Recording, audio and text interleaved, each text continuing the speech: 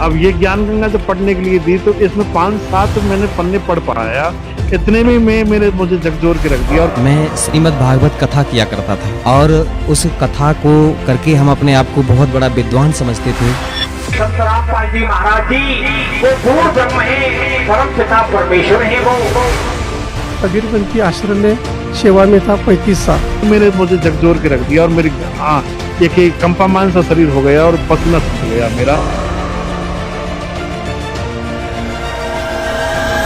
दोस्तों कहते हैं ना कि जब भी आपको अपनी गलती का पता चले तुरंत सुधारने की कोशिश करें। उदाहरण के तौर पर देखें तो आजकल के कथावाचक जो गुरु बन बैठे हैं, मनमाने मंत्र देते हैं और भोले भाले श्रद्धालुओं को भ्रमित करते जा रहे हैं। लेकिन दोस्तों कुछ ऐसी भी पवित्र आत्माएं होती हैं जो अपने अभिमान और प्रभुता को त्याग पाते हैं, क्योंकि जिनके लाखों की संख्या में फॉलोवर्स होते हैं उनके अंदर प्रभुता की भावना और अहंकार का आना स्वाभाविक हो जाता है। और दोस्तों पवित्र सदग्रंथों में कहा गया है कि जो लोग गुरु बनकर अपने आप को कथावाचक बनाकर लोगों को कथा सुनाने लगते हैं, मंत्र जाप देने लगते हैं, वो लोग परमात्मा के दोषी होते हैं। उनको घोर नरक में डाला जाता है, क्योंकि गुरु बनना कोई आम बात नहीं है। पवित्र गीता अध्याय 4 श्लोक 34 में लिखा है कि केवल तत्वदर्शी संत ही परमात्मा के बारे में तत्व ज्ञान बताएंगे। और तत्वदर्शी संत की पहचान क्या होती है, तो इसके बारे में पवित्र गीता अध्याय 15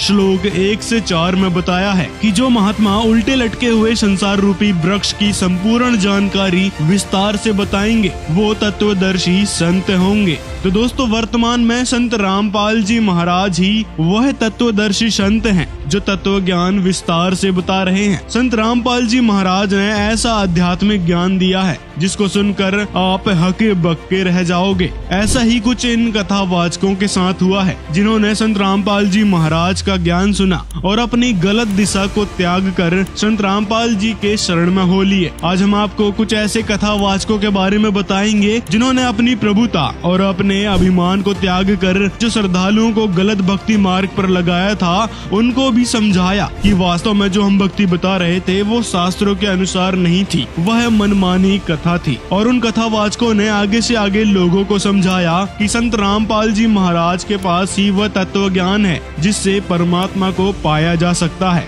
तो आइए सुनते हैं उन कथावाचकों से उनका अनुभव। जेवढे जेवढे धार्मिक संत आहेत त्या संतांच्या माध्यमातून जे विचार आहेत ते विचार प्रबोधनाचं कार्य या ज्ञानगंगा या माध्यमातून होत आहे। आणि म्हणून हरियाणा हिसार वो संत महान संत है संत रामपाल जी महाराज जी। वो पूर्ण ब्रह्म है, परम पिता परमेश्वर है। वो मृत लोक में अवतार लेकर आए हैं जीवात्माओं को यहाँ से काल ब्रह्म के काल से निकाल कर सतलोक ले जाने के लिए। ये बिल्कुल सत्य बात है, मानो या न मानो वो आपका हाल है। अब दोस्तों देखते हैं अगले कथावाचक ने क्या कहा संत रामपाल जी के बारे में और जानेंगे किस प्रकार इनको अनुभव हुआ कि ये जो कर रहे थे वो गलत था। रामपाल जी महाराज की शरण में आने से पहले मैं श्रीमद् भागवत कथा किया करता था और उस कथा को करके हम अपने आप को बहुत बड़ा विद्वान समझते थे और बहुत ही ये सोचा करते थे कि मैं जो कर रहा हूँ हरि की भक्ति भी हो रही है और पेट का धंधा भी हो रहा है। लेकिन संत रामपाल जी महाराज की शरण में आने के बाद ये पता चला था कि मैं तो बहुत ही पाप इकट्ठा कर रहा हूँ। ऐसे ही मतलब सोचते सोचते पता नहीं मेरी कब आंख लग गई और उसी समय सपने में हमारे परम पूजनीय सदगुरुदेव जी के रूप में परमात्मा स्वयं आकर के हमसे कहने लगे, बोले बेटा ये जो आज तुझे ये मार्ग प्राप्त हो रहा है ये है सच्चा मार्ग, वो अभी तक जिस मार्ग पे तू चल रहा था ये झूठा है बिल्कुल। इसको देखने के बाद में मैंने एकदम से मेरी आंख खुल गई। देखा उस समय सुबह के 4-4:30 बजे का समय था। मैं चूंकि जानता था कि ये ब्रह्म मुहूर्त का समय है और मैंने निश्चय किया कि ये जो मार्ग अब प्राप्त हो रहा है, ये जो पता चला है ये सच्चा मार्ग है। तो मैंने एकदम से अपने आप को सेट किया, मैंने कि अब चाहे कुछ भी हो जाए मैं अब सतलोक आश्रम बरवाला जाऊंगा। अब दोस्तों मिलिए अगले कथावाचक से जो राधा स्वामी पंथ के प्रचारक थे। इन्होंने 52,000 लोगों को राधा स्वामी पंथ से जोड़ा था, यानी गुरु दीक्षा दी थी। राधा स्वामी ने जब नामदान दीक्षा लिया तुरंत मेरे को सेवा मिल गई प्रचारक की। नामदान देता था, सत्संग करता था, सुबह शाम मेरे 3-3, 4-4 प्रोग्राम चलते थे। कम से कम 6 राज्य में मेरे प्रोग्राम चलते थे। और कोई भी किसी भी मिशन किसी भी मतलब संस्था में ज्वाइन होता है तो वहाँ पे उस गुरु को अपना परमेश्वर समझते हैं और एक बार परमेश्वर समझकर उससे नाम ले लिया, फिर बाद में वहाँ से सेवा जब मिल जाती है तो उसी की सेवा में वो अटक जाता है। सर, ये बड़ी आश्चर्यजनक बात आपने बताई कि आप प्रचारक थे राधा स्वामी पंथ में और आप नाम दीक्षा देते थे। इसके बावजूद आपने संत रामपाल जी महाराज से नाम दीक्षा ली। कितने लोगों को आपने नाम दीक्षा दी सर? राधा स्वामी में जब सत्संग करते थे और नामदान दीक्षा देते थे तो मैंने कम से कम, हमारा हर बरस का रिकॉर्ड रहता था, मैंने 52,000 लोगों को नामदान की दीक्षा दिया है। 52,000 लोगों को? 52,000 लोगों को मैंने नामदान की दीक्षा दिया है। अब दोस्तों मिलिए अगले कथावाचक से जो हाल ही में संत रामपाल जी महाराज की शरण में आए हैं। ये मथुरा वृंदावन के कथावाचक रह चुके हैं और यहाँ तक कि गुजरात के राजकोट में भी इन्होंने सत्संग किया है, प्रवचन किया है। तो आपने संत रामपाल जी महाराज का नाम सबसे पहली बार कब सुना था? मतलब ऐसा हुआ था कि मैं मेरी ससुराल जाया करता था। ससुराल मेरी बयाना में है। देखिए ताज्जुब की बात बता रहा हूँ कि ससुराल मेरी बयाना में, वो भी बानासुर की नगरी है ना, वो भी राक्षस की नगरी है। तो ससुराल में एक प्रजापति टेलर था बयाना में, तो वहाँ मैं पेंट शर्ट कोई भी चीज़ सिलवाएगा, अच्छी सिलाई करता था, तो मैं सिलाई कराने के लिए जाया करता था। तो आज से करीबन यानी कि 17-18 साल पहले वो मिला, वो कहने लगा कि व्यास जी काफ़ी पैसा आपने कमा लिया नातेदार, और ये है और वो है, इतना पैसा है, घर पे ज़मीन जायदाद है और सब बालक है अपने सब पैरों पे, और क्या लेके जाएगा? कुछ जेब है आपके पास जो साथ लेके जाओगे इसमें पैसे को, और इनको क्या करना है? आपको अगर मुक्ति करनी है और इनसे भी आपने जो ऐंठा है पैसा सबसे बच जाओगे, संत रामपाल जी की शरण में चले जाओ आप। अब मैं जब घर सलाह मशवरा करता, बच्चों से उनसे सबसे वो करता, तो सब एकदम यानी कि कड़क नज़र से और बातें करते कि तुम पता नहीं है संत रामपाल जी के बारे में, कौन है वो, देशद्रोही है, ये है वो, क्या क्या, मतलब मैं कुछ कह भी नहीं सकता ज़्यादातर, पर कुल मिला करके फिर मैं वहीं रह जाता हूँ।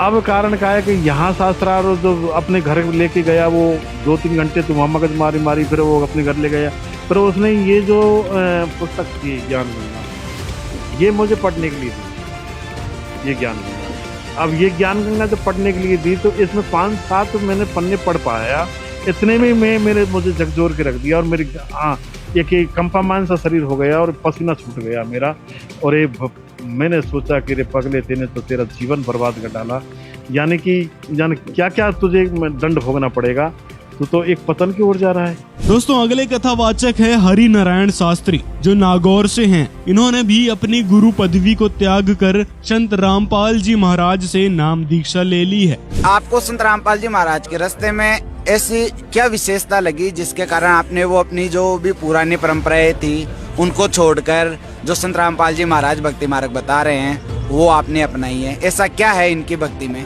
मैंने एक तो ये देखा है कि हर चीज में पाखंड पाया गया, हर संप्रदाय में कुछ न कुछ कमियां और पाखंड है। धर्म इतना और पीछे पाखंड इतना ज्यादा पाखंड, और धर्म के नाम पर पता नहीं क्या क्या हो रहा है। इसलिए मैंने यहाँ कुछ सत्य देखा, और यहाँ पर आने वाला व्यक्ति भटक नहीं रहा है बल्कि सत्य को पकड़ने की कोशिश कर रहा है।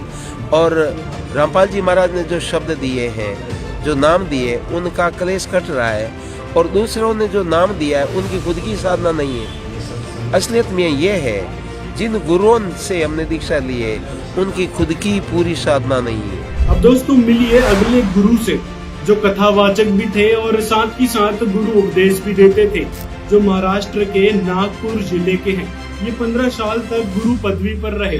दोस्तों जब इनको पता चला कि ये जो भक्ति साधना कर रहे थे वो गलत है, संत रामपाल जी महाराज के द्वारा लिखी पुस्तक जब इनको मिली, जब इन्होंने संत रामपाल जी का ज्ञान सुना समझा, तो तुरंत संत रामपाल जी के शरण में हो लिए।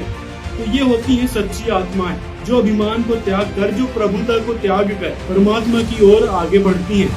कबीरपंथी की आश्रम में सेवा में था 35 साल। वे हमारे पुराने गुरुजी संत अजबदास जी महाराज थे। उन्होंने 1952 में संत कबीर आश्रम नंदापुर की स्थापना की थी, और मुझे बचपन से भक्ति का लगाव था, ईश्वर जी की खोज में लगाव था। तो मैं 5वीं 6वीं क्लास में था जब वारकरी संप्रदाय में था, और मेरी इच्छा थी कि मैं हरिभक्त परायण बनूंगा, कीर्तन करूंगा, पढ़ाई नहीं करूंगा, ड्यूटी नहीं करूंगा। तो मैंने 6वीं क्लास में स्कूल छोड़ दिया था। सर, आप एक गुरुपद पे रहे हैं, आपके लिए बिल्कुल आसान नहीं रहा होगा कि आप जो अपना गुरुपद छोड़कर संत रामपाल जी महाराज जी के एक सिंपल साधारण से शिष्य बन जाएं। एक गुरुपद पे होने के बाद भी आपने उसको त्याग कर परमात्मा पाने के लिए संत रामपाल जी महाराज जी से नाम दीक्षा ली। सर, क्या कहना चाहेंगे? भगत जी, सत्संग सुनने के बाद ऐसा लगा कि मैं तो अंधश्रद्धा भक्ति कर रहा हूँ, कबीरपंथी जरूर है, लेकिन मैं खुद अंधश्रद्धा भक्ति कर रहा हूँ और अपने जो भक्त बने इनको भी मैं अंधश्रद्धे में डर रहा हूँ। मेरे हाथ से तो बड़ा बोझा पाप बन गया सर के ऊपर, तो मैं खुद नाम लूँगा और इनको सबको रामपाल जी, संत रामपाल जी में शरण में लाऊंगा, ऐसा सोच के मैंने नाम लिया। अब दोस्तों, इन सभी कथावाचकों की आपको थोड़ी थोड़ी क्लिप सुनाएंगे जिसमें ये संत रामपाल जी महाराज की शरण में आने से लेकर इनके साथ जो लाभ हुए हैं उसके बारे में ये जिक्र कर रहे हैं। सुनिए ध्यान से। सर, क्या नाम आपका? मेरा नाम जयराम है जी। सर, क्या करते हैं आप? मैं कथावाचक हूँ, भजन गायक भी हूँ। और तो आप कौन कौन सी कथाएं करते हैं? मैं कृष्ण नाम की नैनी बाई का मायरा कथाएं, जो भी कृष्ण भगवान की धार्मिक प्रवृत्ति से जो जुड़ी हुई। संत रामपाल जी महाराज से आपका प्रभावित हुए? जी, मैंने फ़ोन चला रहा था तो फेसबुक पे मैंने महाराज जी का सत्संग सुना था। तो सत्संग सुना था तो मेरे मन में ऐसा महसूस हुआ कि कुछ प्रमाण के सहित ऐसे बता रहे तो कुछ न कुछ शक्ति है, दिव्य शक्ति है। ऐसे मैंने बहुत लंबा सफ़र मेरा जीवन का संतों के सानिध्य में किया है, मैंने 17-18 साल, लेकिन मुझे ऐसा शांति नहीं मिली। तो मुझे ऐसे प्रमाण के सहित महाराज जी के सत्संग सुनने में मिलता था, फ़ोन पे सुनता था, पुस्तकें पढ़ी थी और भक्तों से भी मैंने काफ़ी मिलता, तो चर्चाएँ होती थी। तो मुझे ऐसा मन में सुकून महसूस हुआ। तो फिर मेरा मन हुआ कि भाई सच्चे सतगुरु मिल गए और मोक्ष के लिए रास्ते जाना चाहिए। लेकिन जैसे ही सतलोक आश्रम बरवाला में जैसे ही प्रवेश किया, वो पुराना वाला जो दौलतपुर रोड पर आश्रम है उसमें जैसे ही प्रवेश किया, मैंने वहाँ पर अपने बहुत से लोगों को देखा। ऐसा लगा कि इन लोगों से हम पता नहीं कितने दिनों से इनसे परिचित हैं, कितने दिनों से इनको जानते हैं। एक भगत जी हमारे पास आकर के एकदम से तुरंत हमसे गले लिपट गए, बोले भगत जी कितने दिनों बाद आप आए हो। ऐसा लगा कि इनको हम पता नहीं कितने दिनों से जानते हैं और बड़ा अच्छा सा लगा। फिर उन्होंने मुझे सारी व्यवस्था दिखाई, नाम लिया, उपदेश लिया। मेरे ऊपर संत रामपाल जी महाराज की दया 11 अक्टूबर सन 2009 को हुई थी। उसके बाद में मालिक ने मेरे साथ बहुत चमत्कार किए। तो आज आपको आपके जो शिष्य रहे हैं वो भी सुन रहे हैं, दर्शक भी देख रहे हैं, तो आप उनके लिए क्या कहना चाहेंगे? मेरे शिष्य हैं, उनसे भी मैं कह रहा हूँ, मैंने उनसे ये कह रहा है कि भाई पहले मैं तुम्हारा गुरु था और अब मैं तुम्हारा गुरु भाई बन जाऊंगा। कहने का भाव मेरा ये हुआ है, क्योंकि नरक में रेलम ठेला हो जाएगा। मेरे शिष्यों से भी यही कह रहा हूँ कि आप संत रामपाल जी की शरण में आ जाइए। और मैं दावे के साथ कह रहा हूँ, आना सबको पड़ेगा। जितने ये अनुराचार्य देवकीनंदन ठाकुर जी हैं और ये जितने भी ये इनकी सब स्थिति के बारे में, क्योंकि हमने इनसे मिले भी हैं, आना जाना रहा है हमारा, हम भी उठे बैठे, लेकिन कुल मिला करके मेरा कहने का भाव इनसे भी मैं रिक्वेस्ट करता हूँ। मेरे लिए किसी ने कोई ऐठा नहीं है कि बरगलाया हो कि वो पैसे के लोभ दे दिया है। संत रामपाल जी के शिष्य होने को उन्होंने ईमानदारी अगर गहराई से देखी जाए तो एक और बता दूं, मैं दर्शकों से ये कहना चाह रहा हूँ कि जो मेरी ज़िंदगी थी खाने पीने की और बचा शौक मौज से जो ऐशो आराम में ज़िंदगी में जी रहा था, तो देखो यहाँ तो मतलब क्या है, जो कि नंगे पैर भी चलना पड़ रहा है, नीचे भी सोना पड़ रहा है, कुल मिला करके सब कुछ ऐसा कुछ नहीं है। मतलब मेरा कहने का भाव ये है कि मुझे ये कि फूलों के गद्दा तकियों पे सुला रहे हैं कि कोई ऐसा लोभ लालच में नहीं फंसा हूँ। मैं सब दर्शकों से ये कहना चाह रहा हूँ कि एक बार आ लीजिए, करोड़पति आएगा, अरबपति आएगा तो वही स्वागत जैसा गरीब का होता है ऐसा ही करोड़पति का होता है। एक मैंने तो ये सिस्टम देखा है। कह रहा हूँ कि जितने भी ये व्यास हैं, संत हैं, सब पैसे के पीछे भागे हुए, लेकिन परमात्मा ने गति होगा सो पीछे देखा जाएगा। चाहे प्लास्टिक के कीड़े पड़ जाए इनके शरीर में, भले ही चाहे पीछे होगा सो देखा जाएगा, लेकिन अब तो पैसे के चकाचौंध में सबको भूल रहे हैं। जो लड़का शरीर छोड़कर लोक गमन हो गया है, वो लड़का संत रामपाल जी महाराज ने मेरे को जब बताया, बोले देखो आपका लड़का कहाँ पर अटका है। जब वो लड़का बताने के बाद मेरे को संत रामपाल जी महाराज बताने लगे, आप अब ऐसा करो, अपने लड़के के साथ बातचीत करो। तो मेरा लड़का मेरे को बताने लग गया, आप जहाँ पर खड़े हो वो स्वयं परमेश्वर है। आप इनसे नाम ले लेंगे तो मेरी भी मुक्ति हो जाएगी और आपकी भी मुक्ति हो जाएगी। आपने मेरे को काल के भक्ति में लगाया था तो मेरी भक्ति यहाँ तक थी तो मैं यहाँ तक पहुँच गया। आप ऐसा करो कि आप नाम ले लो, जहाँ पे खड़े हो ये स्वयं परमेश्वर है। ये परमेश्वर है, इनसे आप नाम ले लेंगे तो मेरी मुक्ति तो हो ही जाएगी, मगर आपकी भी मुक्ति हो जाएगी और पूरा कुल की मुक्ति हो जाएगी। तो मैंने कुछ भी नहीं सोचा, तुरंत महाराज जी के चरण पकड़ लिए, मेरे को नाम दिला दो। तो महाराज जी मेरे को बताने लगे, संत रामपाल जी महाराज मेरे को बताने लग गए, ये तो टीवी पर देखना और आपको यहाँ पर बुलाना, ये तो परमेश्वर ने नीला किया था, आपको तो नाम लेना ही कहा था, परमेश्वर ने नीला किया था। मैं राजकोट तक प्रोग्राम करके आ गया हूँ पहली बात तो, और कभी टेकरी है वहाँ मैंने प्रोग्राम किया है, और केन्या में पानी की जहाज़ में भी प्रोग्राम किया है। दिल्ली का सेठ है, उसने प्रोग्राम करवाया, उसने 21 लाख रुपए मुझे दिए। तो जैसे कि आप लाखों रुपए कमाते थे और भागवत कथा करते थे और आपके पास सब कुछ था, पैसा था, शोहरत थी, इज्जत थे, मान सम्मान सब कुछ था, तो फिर ऐसा क्या हुआ कि क्योंकि जितने भी कथावाचक हैं, जितने भी धर्मगुरु हैं, वो अपने आप में एक समझते हैं कि हमारे सामने कोई वह संत नहीं है, हमारे सामने किसी के पास ज्ञान नहीं है, तो आप एक कैसे आप अपने इतने बड़े सम्मान छोड़ करके वो फिर संत रामपाल जी महाराज जी की शरण में आने का कारण क्या बना आपका? देखो, एक बार क्या हुआ कि मैं एक हिंडौन के पास में एक बिजयपुरा गांव पड़ता है, तो हिंडौन सिटी है, करौली राजस्थान में पड़ता है। तो बिजयपुरा गांव में एक मदन मोहन जी का मंदिर है, और उस मदन मोहन जी के मंदिर में एक दीवार पर लिखा हुआ था कि अगर तुम परमपिता परमात्मा को पाना चाहते हो तो माया जाल को त्याग दो। ये माया जो ठगनी है, ये मतलब यानी कि जहाँ हम जाते हैं ऊपर तक, यहाँ यानी जो लोक होता है, वैकुंठ लोक होता है, वहाँ द्वार तक जाती है कुल मिलाकर के ये माया ठगनी। तो इनको त्यागना पड़ेगा, और त्याग में, और भागवत जो हम बांट रहे हैं, और भागवत का भी भावार्थ क्या है, और भागवत करने वाले भी वो त्याग नहीं कर रहे हैं, जबकि भागवत का भावार्थ हर कोई व्यास भी नहीं बता पाएगा, लेकिन हम बता रहे हैं कि भागवत का भावार्थ है कि भा माने भक्ति, और गे माने ज्ञान, वे माने वैराग्य, तय माने त्याग, है ना। अब ये भागवत का भावार्थ है, और जो बांटने वाले हैं ये त्याग नहीं कर रहे हैं, तो छोटे मोटे और लोगों की तो क्या मतलब वो है विसात। तो हम कहने का मतलब यानी हम सुधरेंगे तो युग सुधरेगा, और हम बदलेंगे तो युग बदलेगा। कहने का भाव ये है कि हमारे अंदर ही जब बदलाव नहीं आएगा तो हम दूसरे को कैसे सुधार कर पाएंगे।